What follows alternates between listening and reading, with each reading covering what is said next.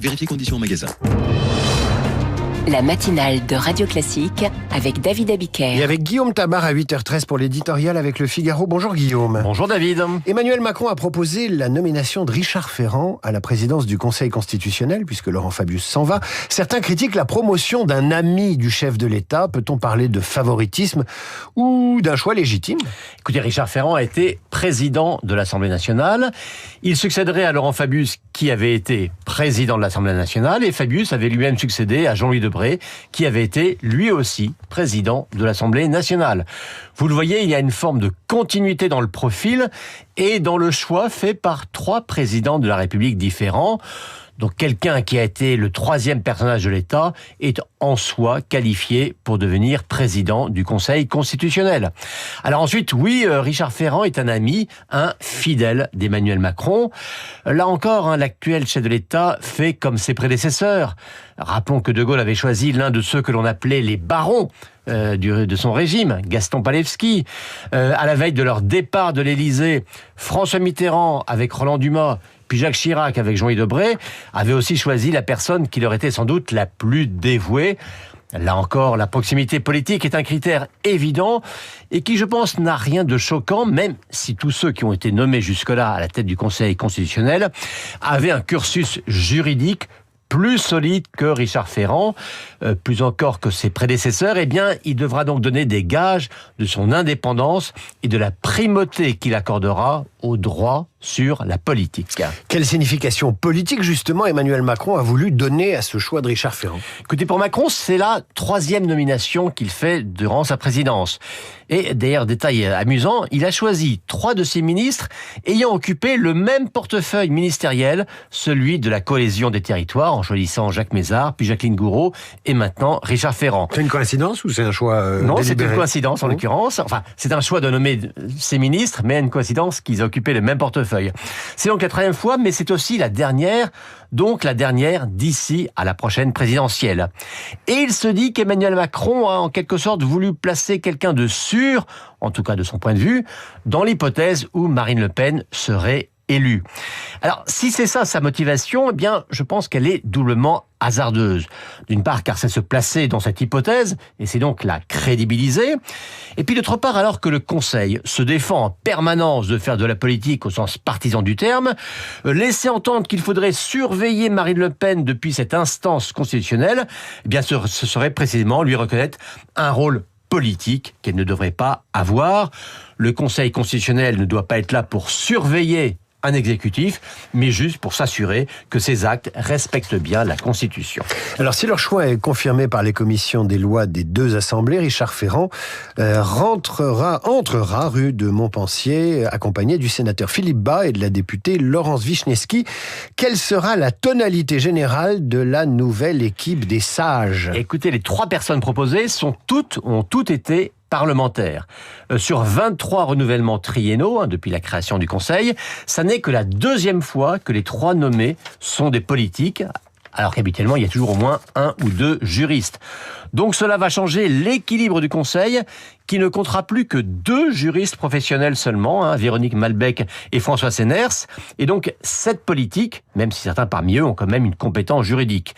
On peut regretter que cet équilibre n'ait jamais été aussi décalé. On peut à l'inverse penser que le Conseil constitutionnel ne doit pas être un gouvernement des juges qui se dresserait face à des élus qui, rappelons-le, ont seuls la légitimité pour faire la loi. Vous le voyez, toute la subtilité pour les membres du Conseil constitutionnel consiste à avoir un regard politique sans avoir une attitude partisane. Et c'est là-dessus, avant tout, que Richard Ferrand et ses pairs seront jugés plus que sur leur amitié passée. L'éditorial de Guillaume Tabar à retrouver sur l'application Radio Classique et en vidéo sur lefigaro.fr si vous voulez voir son joli costume 3 pièces bleu de France. Et maintenant, l'invité de la matinale. Il y a 20 ans, la loi Chirac affirmait de nouveaux droits pour les personnes handicapées. 20 ans après, quel bilan peut-on tirer ? La société française est-elle devenue plus inclusive ? Je pose la question à l'ancienne secrétaire d'État chargée du handicap dans le premier quinquennat d'Emmanuel Macron.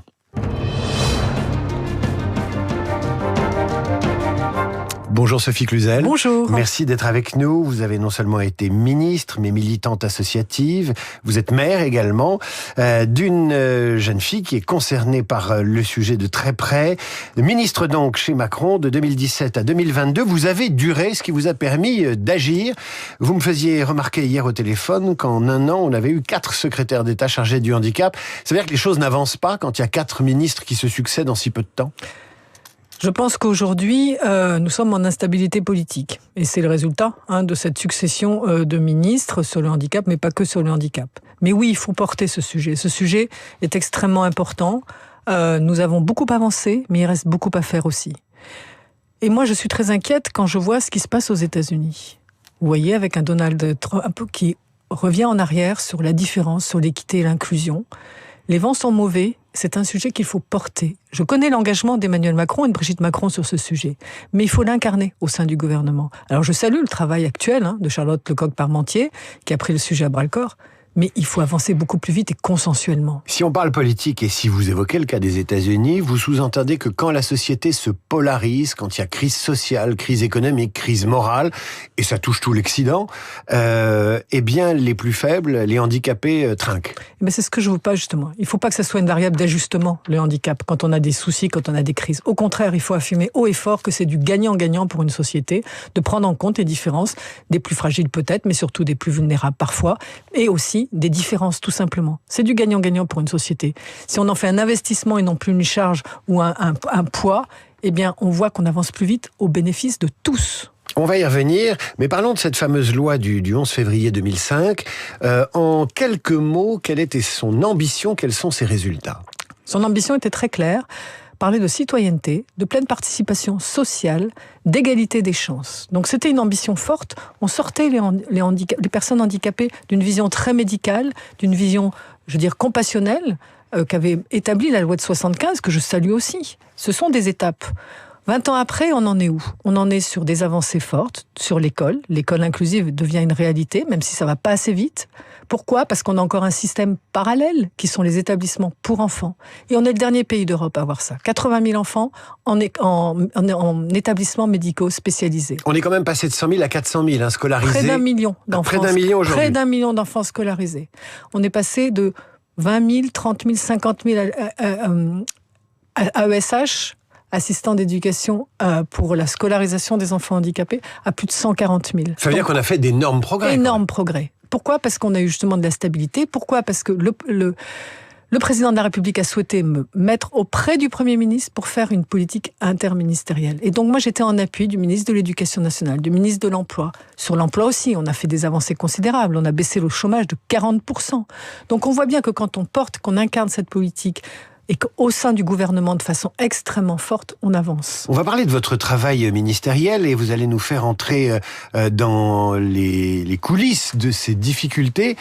Quand on est justement secrétaire d'État chargé du handicap, qu'on fait un travail interministériel en transversalité, parce que ça va du secrétariat d'État à l'emploi, évidemment à l'éducation. Quand Sophie Cluzel arrivait en réunion, on disait, tiens, elle va encore nous demander des trucs, celle-là. Voilà, exactement. Au début, j'étais un peu perçue comme ça. Et puis, très vite, mes collègues ont vu que c'était du gagnant-gagnant. Quand on baisse le taux de chômage sur l'emploi des personnes handicapées de 40%, quand j'ai travaillé avec Muriel Pénicaud et qu'on a fait dans sa loi de rénovation de l'emploi, on a mis les besoins spécifiques, on a travaillé sur les lois de droit commun. C'est pour ça qu'on n'a pas besoin d'une Xème loi. C'est comme ça qu'on fait changer les choses. Donc mes collègues, ils ont vite vu que c'était du gagnant-gagnant. Parce que, eh bien, quand on s'occupait des personnes handicapées, on s'occupait de tout le monde. Quand on fait des adaptations, elles sont valables pour tout le monde.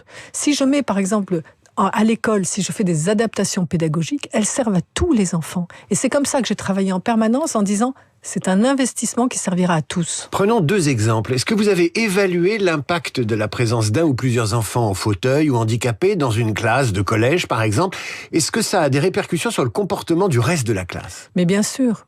Quand on parle de tolérance et de bienveillance, quand c'est bien travaillé, quand l'arrivée justement d'un enfant handicapé est annoncée, qu'on fait les aménagements ensemble, qu'on peut avoir du tutorat, très important le tutorat, eh bien oui, forcément, ça a un impact sur le reste de la classe, sur l'ambiance, sur le dialogue qu'il peut y avoir. Mais pour ça, ça se prépare. C'est-à-dire qu'il faut aménager bien sûr l'école, pas seulement au niveau de l'architecture, au niveau ce que Charles Gardou appelle les plans inclinés du savoir. C'est-à-dire que je mets ma pédagogie adaptée pour l'enfant et je vois que je m'en sers pour tous. Donc oui, moi je suis une éternelle positive. Je dis que quand on s'occupe des enfants qui ont le plus de besoins, on s'occupe de tous les enfants de la République. Deuxième exemple, dans un open space ou dans une entreprise, qu'est-ce que ça change ? Longtemps, les entreprises ont préféré payer, entre guillemets, des amendes ou des taxes ou une pénalité pour se passer d'embaucher des personnes handicapées. Vous dites que ça a changé ? Oui. Pourquoi ? Parce que qu'est-ce que j'ai voulu faire ? C'est passer de l'obligation à l'envie. L'obligation, elle existe. Depuis 1987, les 6%. Moi, j'ai réuni tous les grands chefs d'entreprise. On a signé un manifeste inclusion avec l'ensemble des chefs d'entreprise pour dire comment on peut changer la donne. Et ce manifeste, il continue. Je suis toujours la présidente d'honneur. On se réunit et c'est au niveau des chefs d'entreprise, des patrons, des CEO, comme on dit. Pourquoi ? Parce que quand un patron est engagé, forcément son entreprise va l'être. Et c'est comme ça qu'on change la donne. Sur les stagiaires de troisième, vous en recevez aujourd'hui à la radio, et bien des stagiaires handicapés, ça change la donne. Et c'est comme ça qu'on s'acculture à la différence. L'apprentissage, le duodé que j'ai créé, 35 000 duos aujourd'hui, c'est un jour où une personne handicapée travaille avec une personne dite valide dans les entreprises, dans les administrations, dans le gouvernement. 25% des duos maintenant aboutissent à l'insertion professionnelle. Donc on voit bien que c'est pas un changement de regard qu'on veut, c'est de rendre visibles les personnes handicapées. Les rendre visibles, ça changera la donne complètement. Sophie Cluzel, la société, les métiers, la technologie avance à toute vitesse. Il y a ce fameux sommet de l'intelligence artificielle en ce moment. Quand il y a des grandes accélérations technologiques comme ça, qu'est-ce qui se passe dans la sphère des associations, de la vie des personnes handicapées ? C'est un avantage ou au contraire, on regarde passer les Formule 1 ? Non, c'est un avantage colossal. L'IA va nous permettre tout simplement d'accélérer la communication pour les personnes handicapées, qui sont par exemple déficiences intellectuelles. On a le facile à lire et à comprendre, qui est une langue aujourd'hui, une syntaxe. On traduit un texte complexe qui est rendu compréhensible par les personnes. Mais l'IA va nous faire un boost colossal sur ça. La technologie, c'est pareil. Remboursons les technologies qui sont les plus à même d'avoir un impact sur la vie des gens. Donc oui, bien sûr, la technologie, que ce soit pour les problèmes sensoriels ou autres, la technologie et l'IA est un avenir. Mais aujourd'hui, on se pose beaucoup la question, est-ce qu'il faut une nouvelle loi ? Est-ce qu'il faut avancer plus vite ? Moi, je propose une méthode, la même que j'ai travaillé pendant 5 ans. Faisons un Grenelle du handicap. Un Grenelle où on réunit toutes les parties prenantes. Et puis là, on fait un point. Et on dit, qu'est-ce qu'il va nous falloir prioriser ? Parce qu'on ne peut pas tout faire en un jour. Est-ce que c'est l'accessibilité, la communication ? Comment on va consensuellement travailler avec les parties prenantes ? Et quand je dis les parties prenantes... Mais vous ne le savez pas déjà, ça ? Je veux dire, vous avez une expérience en tant que maire, en tant que militante associative, 5 ans ministre, vous savez exactement quelles sont les priorités. Est-ce qu'il faut encore faire des Grenelles ? Il y a des Grenelles dans tous les sens. Non, il en faut, parce qu'aujourd'hui, on ne va pas avancer vers des lois comme c'est un petit peu ce qui se profile. Moi, je dis aujourd'hui, notre problème majeur, c'est la gouvernance. Qui est-ce qui est en charge de la politique de solidarité ? Ce sont les départements.